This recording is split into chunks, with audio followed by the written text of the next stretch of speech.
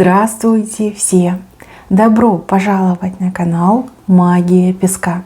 Мои дорогие зрители, с вами, как всегда, ваша Ольга. Всех вас сердечно благодарю за то, что выбираете быть со мной, за вашу невероятную и теплую поддержку, за вашу помощь, за ваши донаты. Земной вам поклон!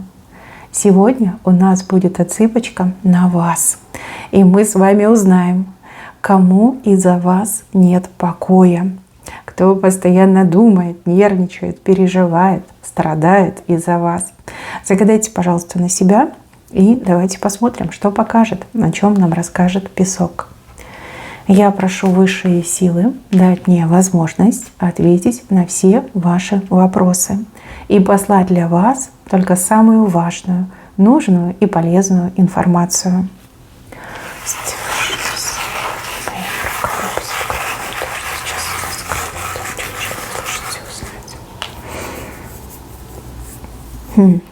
Какая-то странная картинка показана.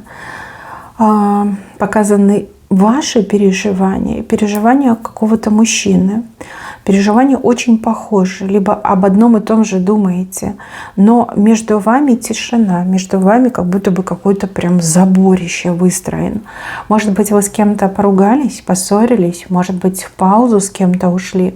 Вот как нет живого общения, нет возможности пообщаться, но мысли одинаковые. То есть то, что вы думаете по поводу него, то же самое он думает по поводу вас. Но у него как-то даже больше с надрывом идет, со слезой на глазах, да, скупой мужской слезой на глазах. И он-то еще надеется на то, что вы будете опять парой, что вы опять свои ручки в его ручки дадите.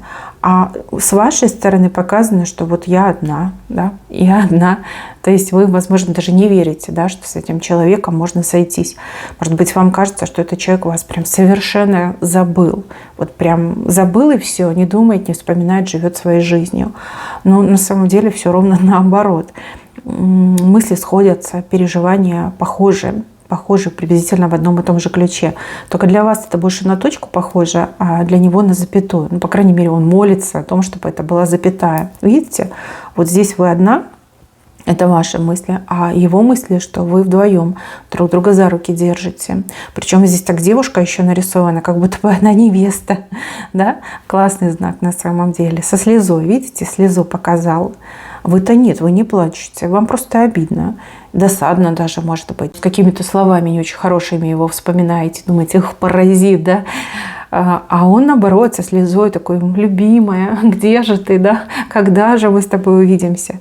Подумайте, с кем вы не общаетесь, с кем было прекращено общение, именно этот человек думает о вас. Причем думает, ну, со слезами. Ну вот, извините, но он слезы показал. Может, это душа плачет, а может, он, правда, там вечерами сидит, смотрит на ваши фотографии, да, и рыдает безутешно, надеясь на то, что все еще возможно. Так, ну забор, скорее всего, ссора, а может быть, какой-то запрет, а может быть, ну вот как поссорились, да, дров накололи, теперь не знаете, как с этим разобраться. Да, между вами вот забор показан. Так, еще показывают женщину. Женщина, которая вас очень сильно боится. Боится просто вот до дрожи, до обморока боится. Ваши дороги с этой женщиной как будто бы несколько раз пересекались, и оба раза эта женщина прям отгребла. Извините за слово, но вот оно такое идет из потока, я его и говорю.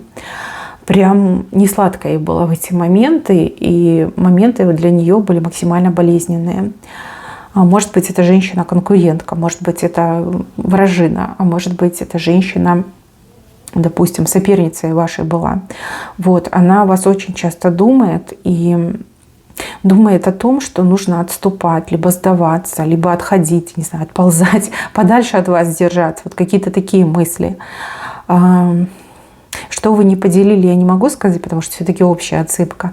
Но она вас боится. Вот в прямом смысле слова очень сильно боится. Вы для нее прям не по зубам оказались. А может быть, она все зубы об вас обломала.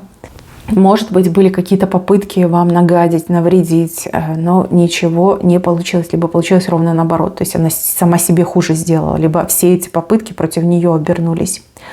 Вот, боится, очень боится. И мне еще так идет, что она вас как оббегает, обходит, кругами ходит, да, вот чтобы не соприкасаться, лишний раз не встречаться, да, лучше я там крюк дам, обойду, оббегу, но вот лишь бы ее не видеть, ну, потому что страшно.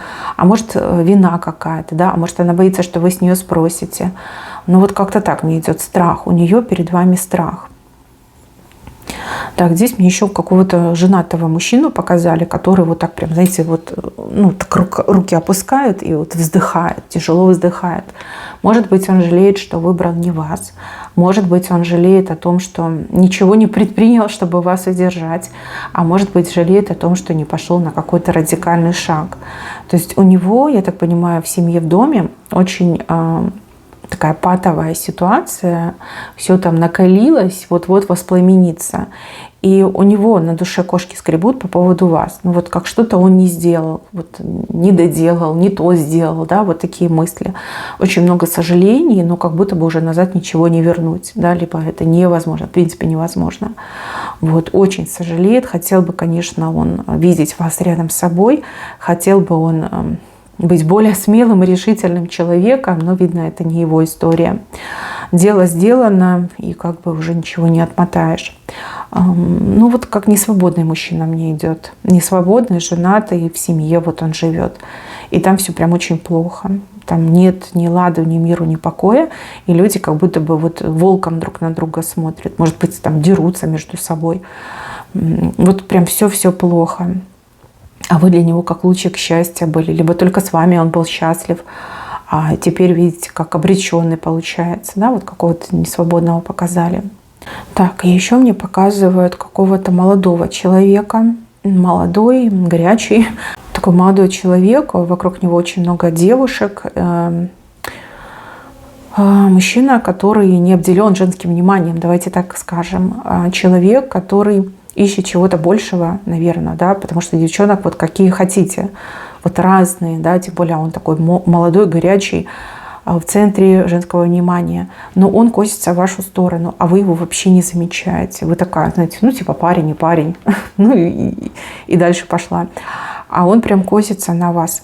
И знаете, вот что мне кажется, что вот эти девчонки, которые вокруг него бегают, это вот как для вас показуха, да, возможно, ни одна из этих девушек ему не нравится, а он специально вокруг себя их собирает, чтобы таким образом привлечь ваше внимание. Ну, типа, посмотри, какой я классный, да, за мной девчонки бегают, а ты почему не хочешь на меня посмотреть, да, вот как-то так мне идет. Из отчаяния, да, вот правильное слово, из отчаяния он собирает толпы девушек, чтобы вы на него обратили внимание. Ну, какое-то как странное поведение, да, видно, действительно молоденький, неопытный, в общем, странно себя ведет. Вы с этим парнем как будто бы постоянно, я не знаю, где-то встречаетесь, может быть, вы в одном месте работаете, может, живете по соседству.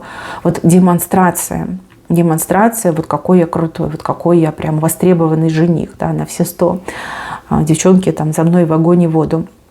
А вы прям вообще равнодушная, и даже если бы я назвала его имя, вы бы не поверили, вы бы сказали, ну нет, что ты, это же ребенок, да, нет, но вы ему действительно очень нравитесь. Может быть, вы его первая любовь, может быть, этой любви уже там много-много лет, скажем так, да, может быть, он вас там с детских ногтей помнит, впечатлился, вот, такой мужчина. Но здесь мне его именно вот попытку привлечь внимание показали. Вот. Ну и вы такая мимо пролетающая птица счастья, которая в его сторону не смотрит. Каждый раз, знаете, у него прям сердце кровью обливается, когда он вас видит и видит ваш равнодушный взгляд, либо, в принципе, да, ну вот, что вы на него не смотрите, либо как-то всквозь смотрите. Подумайте, кто такой молодой и горячий, у кого там девчонок много. Это он девчонок точно ради вас собирает, чтобы себя так типа рекламировать перед вами. Так, еще мне показывают какую-то свежую встречу, ну вот буквально она там на днях произошла, либо там несколько часов назад. По какому-то делу с каким-то мужчиной говорили. Мужчина то ли ровесник, то ли, может быть, и где-то вот в плюс, да, чуть-чуть постарше идет. У мужчины очень темные глаза, прям такие темные, как ночь. Может быть, даже смугленький.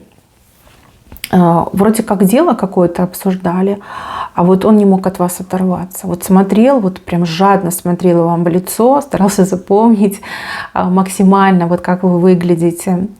Как-то еще показано, что имя ваше на него впечатление произвело. Может быть, ваше имя, оно его любимое женское имя. Может быть, вы обладательница какого-то редкого, уникального имени. Вот прям очень понравилось. Может быть, мужчина даже иностранец, допустим, да, и ваше имя там созвучно с каким-то красивым словом на его языке. Вот прям такой, блин, думаю, что за женщина. Как с ней познакомиться? Ну, вроде как по делу общались, да, неудобно как-то знакомиться. И, в общем, он очень вами впечатлился, и я так понимаю, что у вас еще будет встреча. Может быть, вы договорились там на какую-то встречу. И вот вижу, что он будет готовиться. Он будет готовиться для того, чтобы, ну, воспользоваться этим шансом. Да, вот прям вы как будто бы загрузились в его подсознание, да, вот как загружаешь там на компьютер файлы, и вы такая загрузились, и он такой, о, вот это я залип, да, вот это меня повело. Он даже, по-моему, ночь не спал, либо не будет спать ночь, будет о вас думать, будет о вас вспоминать, мечтать. Ну, такой, знаете, интересный мужчина. Ничего не могу сказать по поводу его семейного положения, этого не показано, но показано, что вот вы, ваш образ, ваше имя, и это все у него там все крутится, да, вот как в барабане стиральной машины, все да, крутится, вертится. И он вроде как и счастлив, да, что он такую прекрасную женщину увидел. А с другой стороны, ну, печалька, да, потому что нет возможности общаться, либо, ну, как-то неудобно, да, вот прям... По делу вроде говорили, да, вот как лично подойти. Ну вот прям очень темноглазый, глаза как ночь мне идет. Сильно очень темно-карий цвет мне идет. Да, и, возможно, он смуглый. Вот, впечатлился. Так, мои хорошие, на этом у меня все. Берегите себя. Всем спасибо за внимание. Всем пока-пока.